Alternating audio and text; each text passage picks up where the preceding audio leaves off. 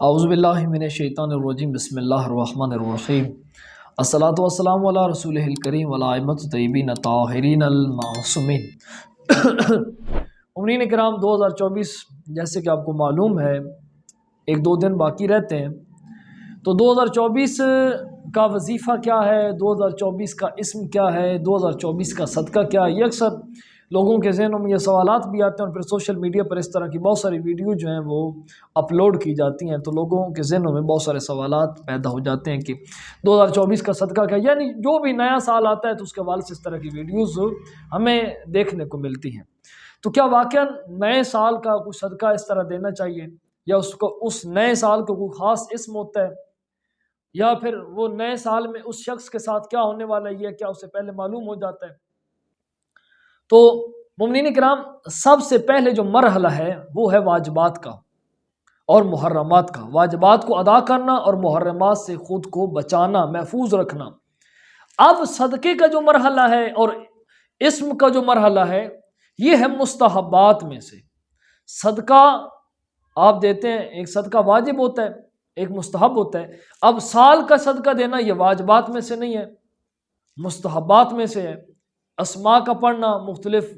اذکار کا پڑھنا یہ واجبات میں سے نہیں ہے، مستحبات میں سے ہے۔ سب سے پہلا مرحلہ جو ہے وہ ہے واجبات کا ادا کرنا۔ اب ایک شخص ہے کہ جو واجبات ہی نہیں ادا کرتا، اسے واجبات کا پتہ ہی نہیں ہے، وہ چلا ہے کہ میں نے 2024 کا صدقہ دینا ہے۔ تو اس سے اب اگر کوئی یہ سوال کرے کہ بھائی آج تک میں نے تمہیں نماز پڑھتے ہوئے نہیں دیکھا، نماز تم پڑھتے نہیں ہو، واجبات باقی ہائی تم پر واجب ہے وہ تم نے کی نہیں ہے، خمس تم دیتے نہیں ہو، اور باقی جو واجبات ہیں وہ تم ادا نہیں کرتے، تو تم نے کون سا صدقہ دینا ہے؟ اب ایک شخص ہے کہ جو گانے بھی سنتا ہے، محرمات میں مبتلا ہے، وہ سود بھی کھاتا ہے، زنا خور بھی ہے، یہ تمام گناہ اس میں شامل ہیں، حرام کام میں مبتلا ہے، اور وہ کہتا ہے کہ میں نے اب 2024 کا صدقہ دینا ہے۔ تو 2024 اس کے لیے بہترین سال ثابت ہو سکتا ہے،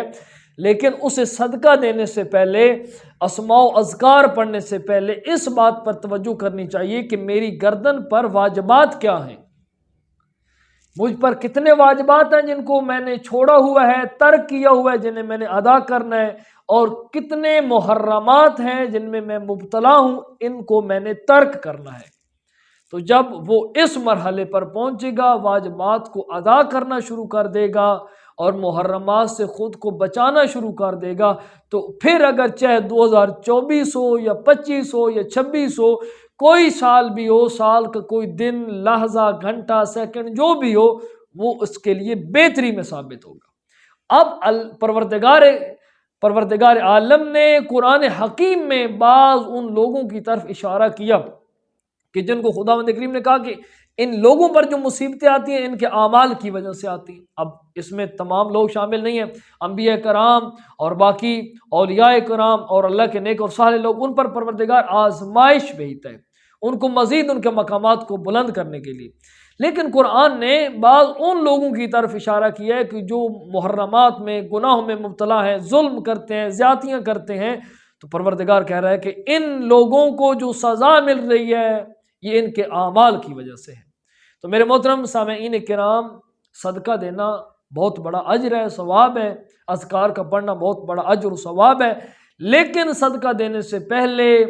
اور اسماء ذکر کرنے سے پہلے واجبات کو ادا کریں، محرمات سے خود کو بچائیں، تو اس کے بعد بے شک صدقہ دیں۔ 2024 میں جتنا آپ کا کوئی حد مقرر نہیں ہے کہ آپ نے اتنا دینا ہے، اتنا دینا ہے، جتنا ہو سکے دیں، غرباء میں تقسیم کریں، یتیموں کو دیں۔ اس کے بعد اسی طرح اسماء، پروردگار کے اسماء موجود ہیں، ذکر و اذکار موجود ہیں جن کا پڑھنا بہت بڑا اجر ہے، ان کو پڑھیں۔ پروردگار انشاءاللہ تعالی آپ کے 2024 کو، آپ کی زندگی کو بدل دینے والا سال انشاءاللہ قرار دے، اور یہ 2024 واقعاً ہمیں حقیقی، اس 2024 میں واقعاً حقیقی مومن بننے کی خداوند کریم توفیق عنایت فرمائے۔ اللہم صلی علی محمد و آل محمد وعجل فرجہم۔